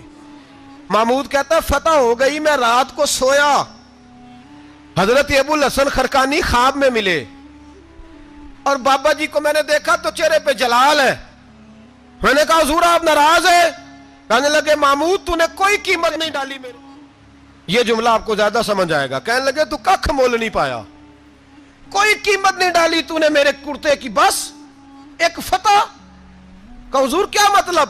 فرمانے لگے یہ میرے وجود سے لگا ہوا جبہ تھا، میں وہ شخص ہوں جس نے زندگی پر وہ کام کیا جس میں اللہ رسول راضی ہیں، اپنے آپ پہ پابندیاں لگا کے رکھی ہیں، رب نے اپنے فضل سے بڑا نوازا ہے۔ فرمایا اگر تو میرا جبہ سامنے رکھ کے یہ دعا مانگتا نا، اے اللہ ہندوستان کے سارے ہندوؤں کو ایمان کی توفیق دے دے، اللہ نے سب کو کلمے کی توفیق دے دینی تھی۔ تو نے کیا قیمت ڈالی میرے جبہ؟ اللہ تبارک و تعالیٰ اپنے بندوں کو طاقتیں دیتا ہے۔ مسئلہ یہ ہے آج بہت سارے لوگ تو انکار کرنے لگے ہیں، اور ہم جو اہل ہیں، ہمارا جن کا عقیدہ ہے، جنہیں اللہ نے خوش عقیدگی عطا فرمائی ہے، وہ بھی بہانوں کا شکار ہیں، بہانوں کا شکار ہیں، کر لیتے ہیں، دیکھ لیتے ہیں۔ اللہ والوں سے دوستی لگائیں، ان کا قرب اختیار کریں، ہر دعا ہر التجا نبی پاک کا وسیلہ شامل حال رہنا چاہیے۔ اگر تیرے واسطے سے مانگوں کوئی دعا بے اثر نہ ٹھہرے، نبی پاک کا وسیلہ دو گے تو ہر جگہ ہی اللہ کامیابیاں عطا فرمائے گا۔ اور ہمارا تو عقیدہ یہ ہے کہ قبر حشر میں بھی بچیں گے تو رسول اللہ کے وسیلے سے بچیں گے۔ میرے رسول پاک سید عالم نور مجسم صلی اللہ علیہ وسلم نے جو لوگ تیار فرمائے، نیند تو نہیں آ رہی آپ حضرات کو؟ نبی پاک نے جو لوگ تیار فرمائے، حضرت کعب بن مالک رضی اللہ تعالی، حضور نے فرمایا چلو تبوک پہ میرے ساتھ۔ سارے چلو، سب تیار ہو گئے۔ حضرت کعب بن مالک فرماتے ہیں مجھے گھوڑا بڑا دوڑانا آتا تھا، نیزہ بڑا چلانا آتا تھا، تلوار کا میں بڑا دھنی تھا، میں مالدار بھی تھا، میرے پاس بڑی وسائل تھے۔ حضور چلے گئے تو میں نے، یہ بخاری ہے، فرماتے ہیں میں نے سوچا کہ میں چلا جاؤں گا، کل میں گھوڑا دوڑاؤں گا، میں نے پیچھے پہنچ جانا، پرسوں چلا جاؤں گا، ترسوں بس سستی ہو گئی، نہ جا سکا۔ فرماتے ہیں وقت بیت گیا، حضور چلے گئے، آج جاتا ہوں کل چاہتا ہوں، اسی میں حالات سارے گزر گئے، حتیٰ کہ اللہ کے رسول واپس آ گئے۔ فرماتے ہیں کچھ بوڑھے تھے جو نہ جا سکے، اور کچھ منافق تھے جو حضور کے ساتھ جہاد پہ نہ جا سکے۔ آپ فرماتے ہیں میں جوان بھی تھا، تیر انداز بھی تھا، اور دنیا عرب سارا جانتا تھا کہ مالدار بھی ہے، اللہ تعالیٰ کی دی ہوئی بڑی نعمتیں تھیں، میں نہ گیا، اور ہو غلطی گئی، سستی گئی۔ فرماتے ہیں حضور مدینے میں آئے، جب مسجد نبوی میں بیٹھے تو منافق آ کے بہانے کرنے لگے، کوئی کہنے لگا بچی بڑی بیمار تھی، کوئی کہنے لگا حضور کل ہی صحیح ہوا ہوں۔ فرماتے ہیں مجھے بھی پتا تھا، اور پتا مصطفیٰ کو بھی تھا جھوٹ بول رہے ہیں، حضور کو پتا تھا، پر وہ بہانے کرتے، حضور قبول کرتے، میں چلو جاؤ۔ کہا فرماتے ہیں ایک منٹ کے لیے مجھے بھی وسوسہ آیا کہ کوئی بہانہ نہ کر دوں، لیکن پھر میں نے سوچا بہانہ کس کے سامنے کروں، جسے اللہ تبارک و تعالیٰ نے نبوت کی آنکھ عطا فرمائی ہوئی ہے، اس محبوب کے سامنے بہانہ۔ اس خیال آیا مسلمان نیک و بد پہچان جاتے ہیں، محمد آدمی کے دل کی باتیں جان جاتے ہیں۔ فرماتے میں گیا، حضور نے پوچھا کیوں نہیں آئے، اور پوچھا بھی مسکرا کے، کیوں نہیں آیا، مسکرا کے پوچھا۔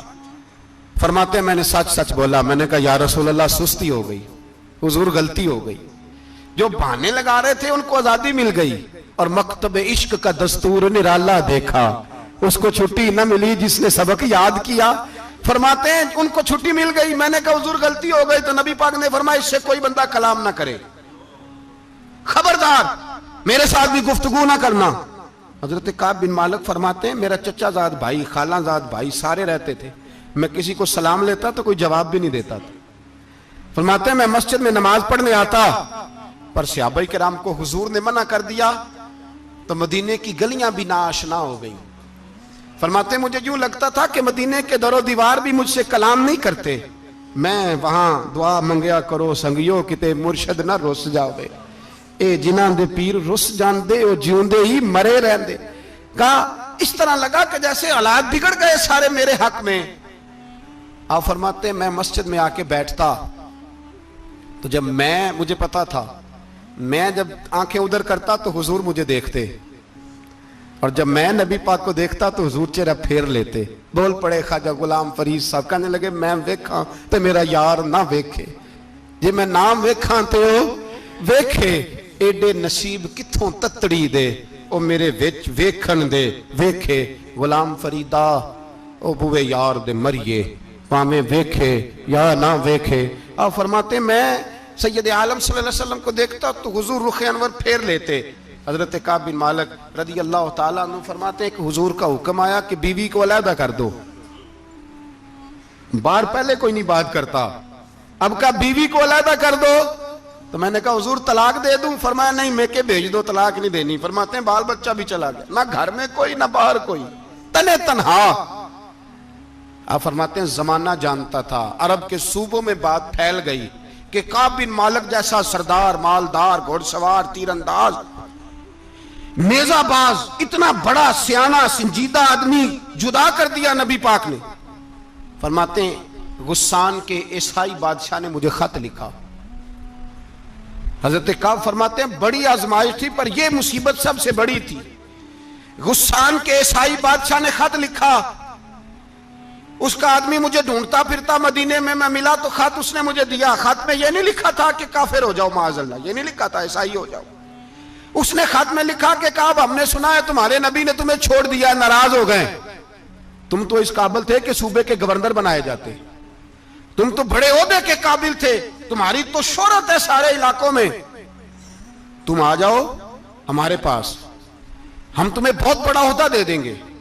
حضرت کعب بن مالک فرماتے ہیں اب میری چیخیں نکلی، اب میں تڑپ کے رویا، میں نے وہ اس کا خط پکڑا اور جلتے ہوئے تنور میں ڈالا، اور مسجد نبی میں سر سجدے میں رکھ کے میں نے کہا اے اللہ میرا ایمان اتنا ہی مشکوک ہو گیا ہے کہ کافر کہتے ہیں میں ان کے ساتھ مل جاؤں گا، اے اللہ میرا ایمان اتنا مشکل کافر سمجھنے لگے ہیں کہ میں مسلمانوں کو چھوڑ کے ان سے اتحاد کروں گا.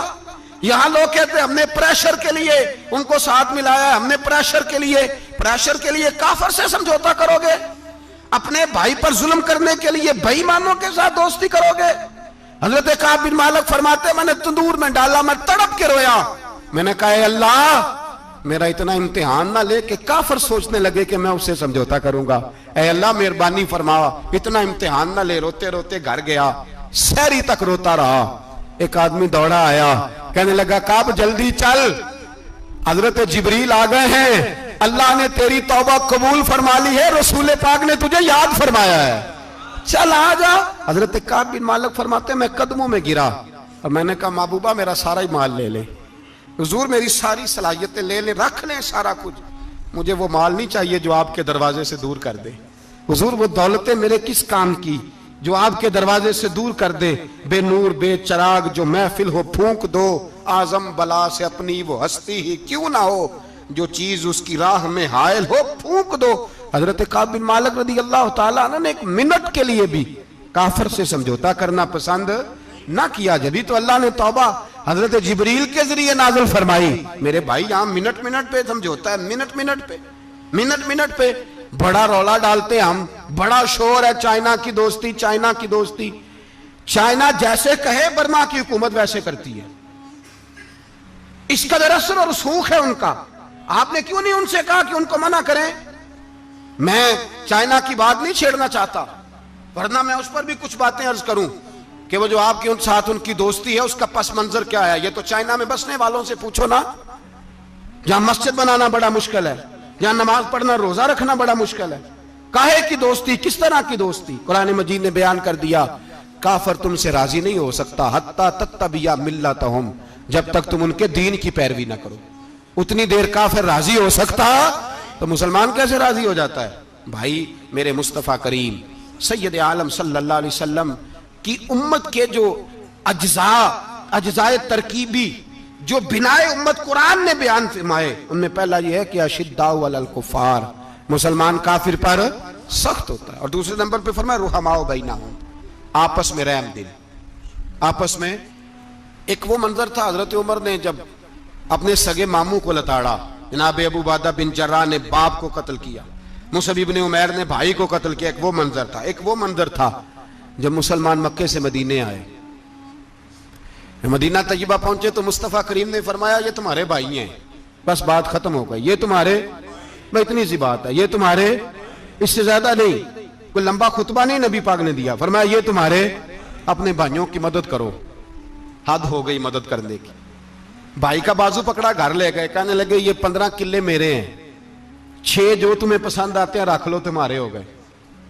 گھر کا سامان بستر رضائیاں تک نکال کے دروازے کے اندر رکھے. بھائی سے کہا یار جو تجھے اچھا لگتا رکھ لے, آدھا تیرا آدھا میرا. یہاں تک ایک وہ موقع جب اشداء علی الکفار, ایک یہ موقع رحماء بینہم. صحابہ کرام علیہم رضوان میں سے کسی کے پاس 2 باغ تھے, ایک میں کھجوریں زیادہ پکی, ایک میں کم پکی. جب وہ اپنے بھائی کو دینے لگا تو اس نے کہا تجھے رسول اللہ نے میرا بھائی بنایا ہے, تجھے وہ والا باغ دوں گا جس کی کھجوریں زیادہ پکی ہوئی ہیں, وہ والا باغ دوں گا, کھجوریں زیادہ پکی ہوئی. اور یار تاریخ عالم نے یہ نظارہ نہیں دیکھا کہ وہاں سے ایک شخص آیا غریب ہے, رشتہ نہیں ملتا. یہاں ایک شخص نے کیا کیا, اس کو اپنے خاندان سے, اپنے گھر سے رشتہ بھی دیا. کہا بھائی ہے, اس کو یہاں بسانا ہے, رکھنا ہے, لانا ہے. کوئی تہذیب کا ٹکراؤ نہیں ہوا, کوئی ان لوگوں کے آپس میں جھگڑے نہیں ہوئے, کوئی نہیں کہا کہ یہ مہاجر ہے یہ انصار ہے, کوئی کسی جگہ نہیں کہا تمہارا کھانا پینا رہنا سہنا الگ ہے, کوئی کسی جگہ بحث نہیں ہوئی, آدھا بانٹ کے دیا. اور پھر بھائی چارے کا حال یہ تھا کہ تبوک کے بعد جب بڑا مال آیا نا مسلمانوں کے پاس, ڈھیر لگ گئے, بحرین سے مال آیا تو ڈھیروں لگ گئے. تو رسول پاک صلی اللہ علیہ وسلم نے انصار مدینہ کو بلایا, مدینے والوں کو. فرمایا تم نے بڑا احسار کیا تھا اپنے بھائیوں پر, تم نے اپنی آدھی جائیدادیں دے دی تھی, تم نے رحماء بینہم کا پورا مظاہرہ عملاً کر کے دکھایا تھا. اب مال آ گیا ہے, 2 آپشن میں تمہیں دیتا ہوں, 2 قسم کی ترجیحات, ایک چیز قبول کر لو. کہا یا رسول اللہ صلی اللہ علیہ وسلم حکم فرمائیے. فرمایا یہاں تو جو مال تم نے اپنے مہاجر بھائیوں کو دیا ہے وہ واپس لے لو, وہ تم واپس لے لو اور یہ جو مال آیا یہ میں ان میں بانٹ دیتا ہوں، یا اس طرح کرو کہ میں یہ مال تمہارے درمیان آپس میں آدھا آدھا بانٹ دیتا ہوں، یا تمہیں کچھ فیصد زیادہ دے دیتے ہیں انہیں کم دے دیتے ہیں۔ بات ہو رہی تھی، انصار چپ تھے، حضور نے فرمایا بولتے کیوں نہیں؟ پتہ محبوب کو بھی ہے کہ یہ بولیں گے تو مجھے بھی ٹھنڈ پڑے گی اور قیامت تک ساری امت کو سکون ملے گا۔ فرمایا بولو، تو انصار مدینہ بولے تو رو کے بولے، کہا محبوبہ ہم نے مال کیا کرنا ہے، ہمارے پاس رسول پاک جو موجود ہے۔ یا رسول اللہ ہم نے کیا کرنا ہے مال کا؟ حضور جو اب آیا یہ بھی سارا انہیں دے دے، جو ہم نے دیا تھا انہیں وہ بھی ان کے پاس رہنے دیں، اور یا رسول اللہ جو بعد میں آئے وہ بھی انہیں دے دیں۔ ہماری شرط یہ ہے کہ ہمارے درمیان اللہ کے رسول موجود رہنے چاہیے، محبوب ہمارے درمیان رہیں، مال و دولت کی ہمیں ضرورت ہے، یہ رحماء بینہم میں آپس میں بانٹ کے ہر چیز اپنے بھائیوں کو دے دی۔ حضرت عمر عیسائی بادشاہ ٹائم مانگتا تو کہتا ہے کوئی ٹائم نہیں، چل دوڑ جا۔ ملک شام جاتے ہیں، جب فتح ہوتے ہیں حضرت سعد بن ابی وقاص بلاتے ہیں، شام جاتے ہیں تو حضرت عمر کہتے ہیں شام آئے ہیں یار، سب سے پہلا کام یہ کر بلال کا تو پتہ کر، یہاں سنا ہے بلال حبشی کا مکان بھی کہیں نیڑے نیڑے ہے، پتہ تو کر۔ حضرت بلال حبشی حضرت سیدنا سعد کہنے لگے حضور بلا نہ لیں، فرمایا نہیں، وہ مصطفیٰ کا غلام ہے تو میرا تو امام ہے، میں گھر ملنے جاؤں گا، گھر رحماء بینہم، کالے رنگ کے حبشی غلام سیدنا بلال حبشی کو ملنے گھر گئے، اور جناب عمر جا کے بیٹھک میں انتظار کرنے لگے، گویا ڈرائنگ روم میں بیٹھے انتظار ہونے لگا۔ جناب سیدنا بلال آئے تو حضرت عمر اٹھ کے کھڑے ہوئے۔ ملک شام کے لوگوں نے یہ منظر عجیب دیکھا کہ جناب عمر فاروق ایک حبشی کے لیے کھڑے ہوئے، اور جب کھڑے ہوئے تو حضرت بلال کہنے لگے عمر بیٹھ جاؤ، یہ کیا کر رہے ہو؟ تو حضرت سیدنا عمر رو پڑے، کہنے لگے بلال تو حبشی پہلے تھا، جب سے رسول اللہ کا غلام بنا ہے ساری امت کا امام بن گیا، ساری امت کا تو امام بن گیا ہے، جب سے تو نبی پاک صلی اللہ تعالی علیہ وسلم کا غلام بن۔ بھائی یاد رکھے، جب اشداء علی الکفار کی بات تھی تو اپنے سگے قتل ہو گئے، اور جب رحماء بینہم کی بات تھی تو پھر یہ نہیں دیکھا یہ حبشی ہے۔ توجہ ہے میری بات پر؟ جاگ رہے نا آپ لوگ؟ ادھر دیکھیں، پھر یہ نہیں دیکھا کہ یہ حبشی ہے، یہ رومی ہے، یہ کون ہے، پھر یہ دیکھا کہ یہ رسول اللہ کا غلام ہے صلی اللہ۔ ہمارے ہاں تو نفرتیں پھیل گئی ہیں، وہ بس کرو جی بنگالیوں سے جان چھڑاؤ، وہ بس کرو جی فلانے سے، وہ بس کر یار، رہن سہن اپنا اپنا ہوتا ہے، لیکن مسلمان جس طرح کا بھی ہو اس کے ساتھ نفرت کرنے کی اجازت نہیں ہے۔ پہلی بات اشداء علی الکفار، دوسری بات رحماء بین، اب تیسری بات ہے تراہم رکعا سجدا یبتغون فضلا من اللہ ورضوانا۔ میں نے جو شروع میں بات کی تھی نا کہ اگر خانہ کعبہ میں 40-50 لاکھ حاجی مل کے دعا ہی مانگ لیتا، دعا ہی مانگ لیتا مل کے تو کمال ہو جاتا۔ حضرت ابو بکر صدیق رضی اللہ تعالیٰ عنہ سے کسی نے پوچھا تھا بدر میں فتح کیسے ہوئی؟ اب بھی مسلمان کہتے ہیں نہیں جی کیسے لڑیں گے جی، ہمیں اپنا بڑا مسئلہ ہے۔ یہ کمزور لوگوں کی باتیں، کمزور جو خدا والے ہوتے ہیں ان کی یہ سوچ نہیں ہوتی، یہ آرزو کرم اور میں آپ سے کروں، یہ بھیک اس کو جیتیے جس کا خدا نہ ہو۔ یہ کمزور لوگ ہیں جو کہتے ہیں نہیں کیسے ہوگا، کس طرح ہوگا، جن کو پتا ہو کہ ہماری غیبی طاقت ہے ہماری۔ حضرت ابو بکر صدیق رضی اللہ تعالیٰ پوچھا جناب بدر میں کیسے جیت گئے؟ تلواریں زیادہ تھی، نیزے زیادہ تھے، یا آپ کو جاسوسی زیادہ تھی، پتہ زیادہ تھا کہ یوں قابو آئیں گے کافر؟ تو ابو بکر صدیق فرمانے لگے نہ نیزوں سے جیتے نہ تلواروں سے جیتے، ہم جو بدر میں جیتے ہیں تو مصطفیٰ کی نمازوں سے جیتے ہیں، ہمیں جو بدر میں کامیابی ملی تو رسول اللہ کی دعاؤں کی برکت سے ملی۔ فرمانے لگے کافر ساری رات شرابیں پیتے رہے، ساری رات وہ ناچ گانے میں مصروف رہے، اور میں حضور کے خیمے میں موجود تھا، نبی پاک ساری رات نماز پڑھتے رہے، ساری رات حضور نماز پڑھتے رہے، ساری رات اللہ سے دعا کرتے رہے۔ فرمایا صبح جو کامیابی ملی تو یہ مصطفیٰ کی نمازوں کی برکت سے ملی۔ ایک بزرگ کی میں بات سن رہا تھا، وہ کہہ رہے تھے اب نمازیں عبادتیں ریاضتیں بعد میں کرنا، پہلے جہاد کرو۔ کہہ رہے تھے اب نکل کر خانقاہوں سے ادا کا رسم شبیری، عبادتیں ریاضتیں تلاوتیں درود بعد میں ہوگا، پہلے جہاد۔ تو میں نے کہا صاحب عبادتیں تلاوتیں درود ہو کہاں رہا ہے، پہلے وہ جگہ تو بتائیں۔ خانقاہوں پہ تو عرس ہو رہا ہے، سال کے بعد ڈھول لگ رہا ہے۔ وہ جو زمانہ تھا نا کہ خانقاہ شریف پہ شام تک قرآن مجید ختم ہوگا، فجر کے بعد 50,000 درود پڑھا جائے گا، وہاں لوگ آئے ہیں تو وہاں ذکر کرتے کرتے لوگ اس قدر مست ہوئے کہ انہیں ہوش ہی نہیں کہاں کہ کہاں گئے. وہ تو دور ختم ہو گیا. اب کہاں ہے خانقاہ میں؟ اب تو نظر نیاز رہ گئی, ختم شریف رہ گیا, عرس پاک رہ گیا, باقی تو معاملہ ختم ہے. وہ کہاں گیا معاملہ سارا؟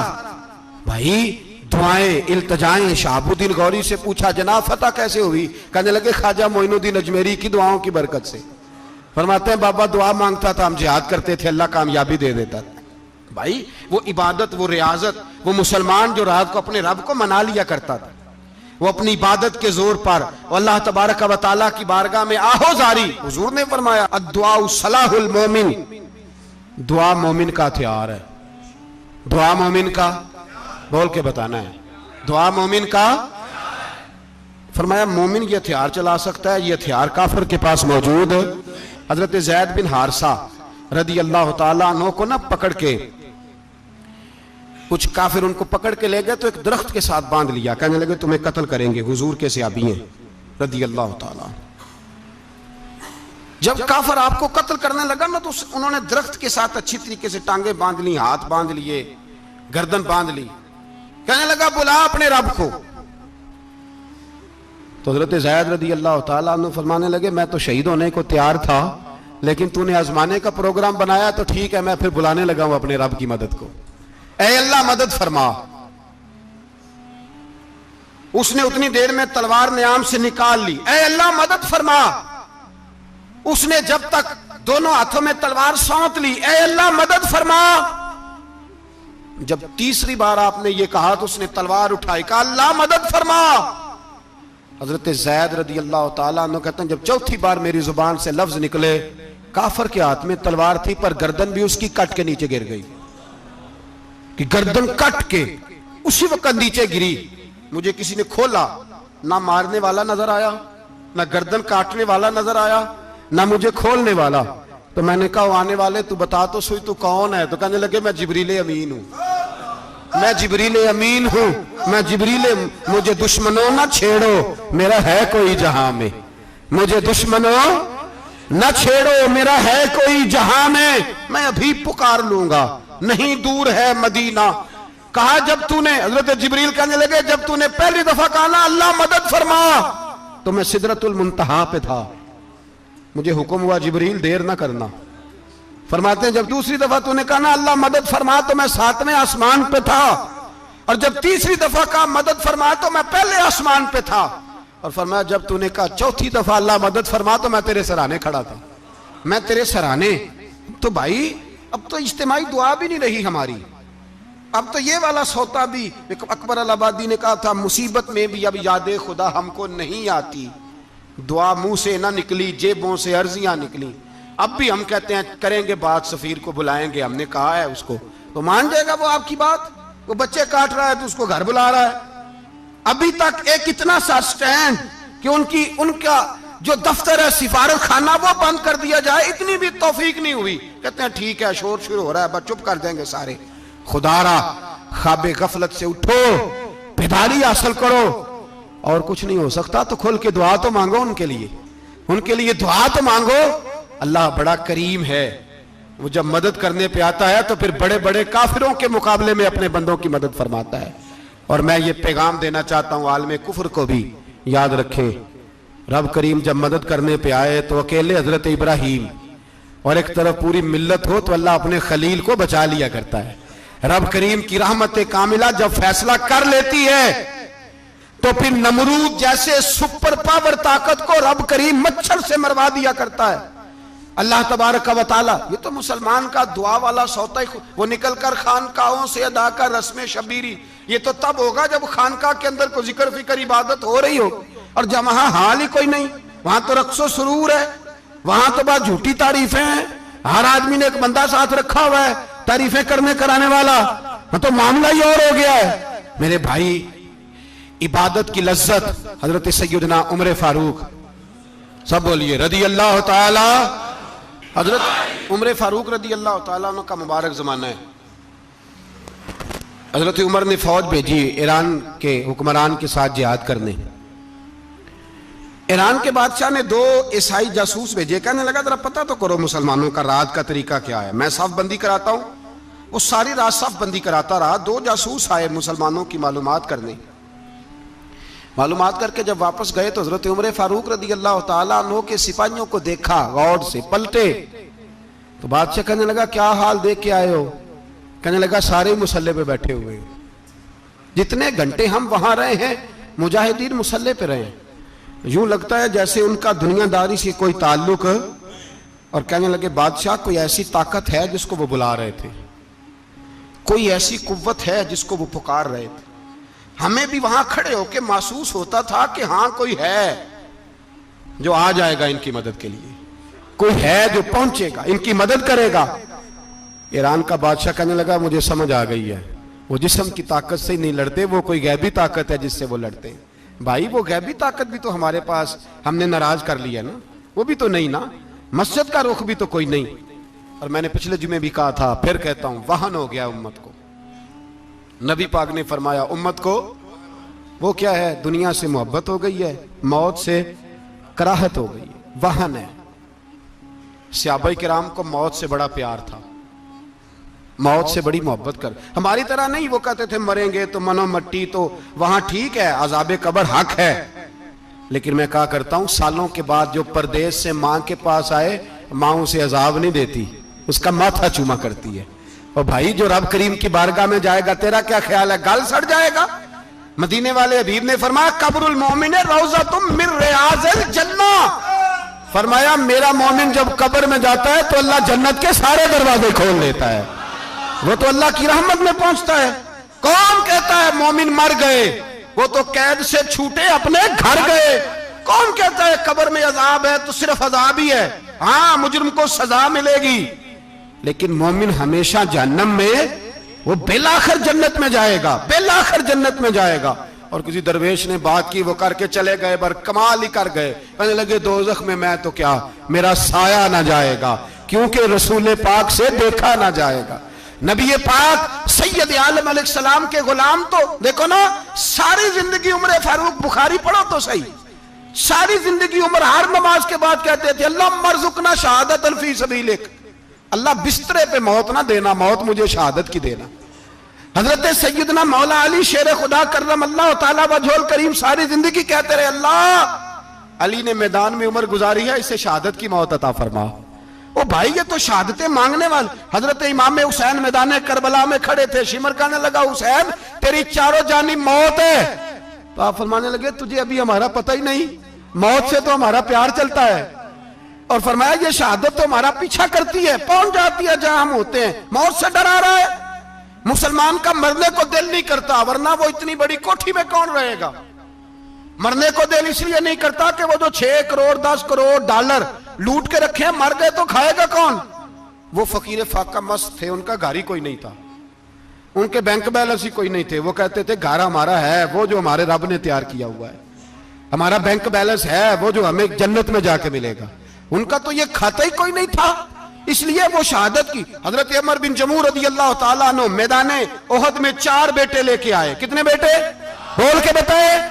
4 بیٹے لے کے عمر بن جموع آئے, اور خود ایک ٹانگ سے لنگڑے سے آپی ہیں, ٹانگ چھوٹی ہے. حضور کے سامنے کھڑے ہوئے کہا محبوبہ میرے 4 ہی تھے, میں 4 لے آیا ہوں, قبول کر لے. تو حضور نے فرمایا تو کیوں تلوار اوڑے آیا ہے, یہ تو نے کیوں گلے میں اسلحہ ڈالا ہوا ہے؟ کہا یا رسول اللہ میں نے بھی تو جانا ہے نا. تو حضور نے فرمایا 4 بیٹے جو ہیں. تو حضرت عمر بن جموع نے بات کی, صحابہ کہتے ہیں ہم لبوں سے مسکرا رہے تھے, آنکھوں سے رو رہے تھے. کیا عجیب انداز ہے. حضور نے فرمایا عمر 4 بیٹے جو آ گئے تو رہنے دے. تو حضرت عمر رو پڑے, کہنے لگے محبوبہ کیا لنگڑے جنت میں نہیں جائیں گے؟ کیا حضور میں لنگڑا ہوں تو میرے لیے جنت کوئی نہیں؟ میرے حبیب پاک سید عالم صلی اللہ علیہ وسلم نے فرمایا عمر تو ضرور جنت میں جائے گا. کہا محبوبہ پھر بچے بعد میں جائیں گے, میں پہلے میدان میں جاؤں گا. ایک بی بی 4 بیٹے لے کے آئی احد میں. کہا محبوبہ کل کمائی تھی میں لے آئی ہوں, میرے پاس کوئی اور شے ہوتی تو میں بچا کے نہ رکھتی.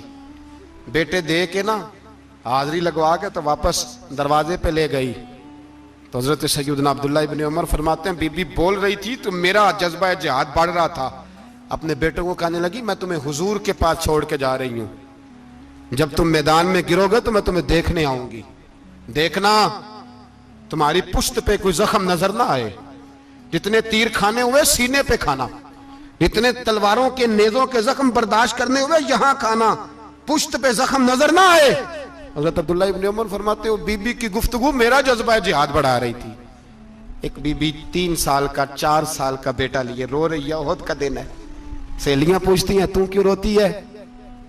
وہ کہتی ہے دیکھو میرا خاوند بھی بدر میں شہید ہو گیا، بھائی اور باپ بھی، دل کرتا ہے کوئی جوان بیٹا ہوتا تو آج مصطفیٰ کے ساتھ اسے ہی بھیج دیتی، کوئی جوان میرے پاس ہے ہی 3 سال کا تو کیا کروں، 3-4 سال کا بچہ کیا کرے گا؟ پتہ نہیں کیا دلیل آئی، اچانک اٹھی، بیٹے کو سینے سے لگایا، کپڑا ڈالا، مسجد نبوی پہنچ گئی۔ حضرت بلال کہتے ہیں مجھے ملی، کہنے لگی بلال مجھے پتہ ہے حضور تیاری کرا رہے ہیں جنگ کی، پر 2 منٹ اگر میری ملاقات ہو جائے۔ بلال حبشی کہنے لگے حضور ہم ایک بی بی ضد کر رہی ہے۔ حضور باہر آئے، کہنے لگی حضور میں فلاں کی بیٹی، فلاں کی بہن، فلاں کی بیوہ ہوں، میں نے بدر میں 3 شہید دیے ہیں، اب میرے پاس یہ 3 سال کا لال ہی بچا ہے، بڑا فخر ہے میرا، لوگ مجھے شہید کی بیوہ، شہید کی بیٹی، شہید کی بہن کرتے، دل کرتا ہے شہید کی اماں بھی کہیں جاؤں تو میرا بیٹا لے لیں۔ سیدنا بلال کہتے ہیں حضور مسکرائے، کہنے لگے یہ 3 سال کا نونہال کیا کرے گا؟ کہتے ہیں اماں کا عجیب جذبہ ہے۔ کہنے لگی محبوبہ سنا ہے اسلحہ بھی تھوڑا ہی ہے، ڈھالیں زیادہ کوئی نہیں، میرا بیٹا ساتھ رکھ لیں، جب آپ کی طرف کوئی تیر آیا نا تو میرا بیٹا ڈھال کے تو اس کو ڈھال بنا کے آگے کر دینا۔ محبوبہ ڈھال تو بان ہی سکتا ہے نا۔ حضرت بلال فرماتے ہیں مصطفیٰ کریم نے فرمایا جا میں نے قبول کیا، قیامت کے دن بیٹا گھر لے جا، جب تیرا نام پکارا جائے گا تو شہید کی اماں کہہ کے ہی پکارا جائے گا، جا تو گھر لے جا۔ کہتے ہیں چلتے چلتے ایک غریبنی اور آ گئی، اتنی سی اٹی بان کی، اتنی سی۔ بلال حضور سے ملاقات ہو جائے گی، نبی پاک آ گئے تو کہا محبوبہ یہ غلبہ اسلام میں میرا بھی حصہ ڈال لیں۔ حضور نے فرمایا یہ کیا ہے؟ کہنے لگے حضور خامد فوت ہو گیا، اولاد اللہ نے بے نیازی سے دی نہیں، سویرے چرخہ کاٹ کے رزق حلال کھاتی ہوں، میرے پاس نا یہ اتنا سا بان ہے، ایک گھوڑے کی لگام بن جائے گی، محبوبہ حصہ تو ڈال جائے گا نا دین کے لیے، میری قبولیت ہو جائے گی۔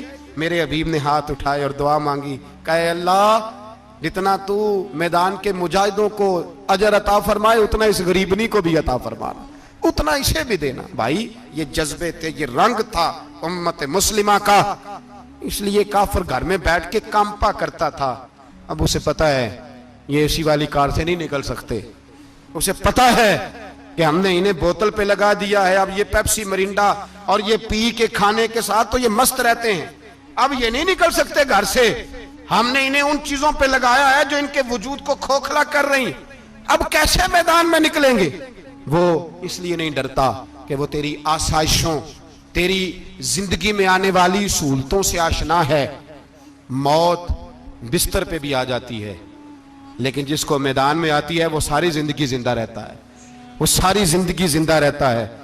بھائی مرنا تو ہے، لیکن اگر زندگی دین کے کام آئے گی تو امر ہو جاؤ گے، بچ جاؤ گے۔ ہمیں رنگ دیا ہے قرآن پاک نے، محمد الرسول اللہ والذین معہ اشداء علی الکفار رحماء بینہم۔ پہلی بات یہ کہ کافر کے لیے سختی کا جذبہ رکھیں، نرمی اتنی دیر جتنی دیر اسے دین کے قریب کرنا ہے، لیکن اگر وہ بغض دکھائے تو اشداء علی الکفار، اور مومن کے حق میں رحماء بینہم۔ اور پھر فرمایا مدد بھی مانگو، تراہم رکعا سجدا یبتغون فضلا من اللہ ورضوانا، رکوع کرو، سجدے کرو، مدد مانگو، اور زندگی سے پیار نہ کرو اس لیے کہ جانا تو ہے، جب وقت آئے تو پھر شہادت سے پیار کرو، پھر سامنے کھڑی جنت سے پیار کرو۔